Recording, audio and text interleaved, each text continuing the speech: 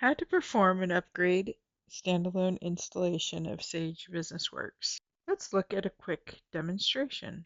Double-click on Sage BusinessWorks 2025.exe.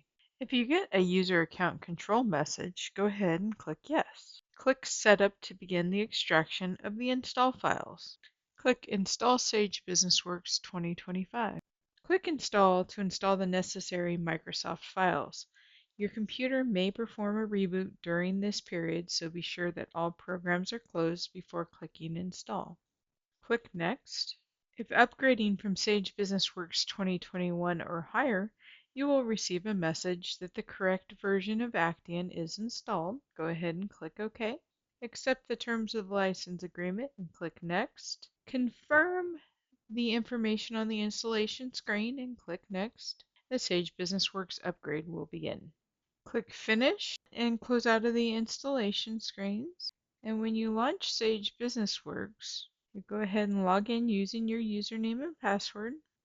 And if any companies need to be updated, the database update will appear when you select a company that hasn't been updated. It's important that you do always update the BW System 1400 database. So you'll go ahead and select the companies that need to be selected and click Start. Another way to access the database update is to select the Windows Start button, go to Sage BusinessWorks, and choose the database update.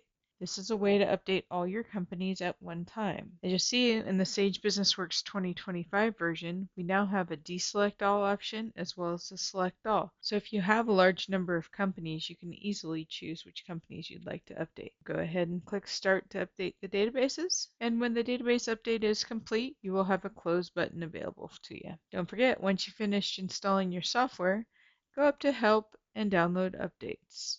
Once there, you can review our download portal to make sure you have the most current version of your software. Thank you for watching our video today on how to do a standalone upgrade of Sage BusinessWorks.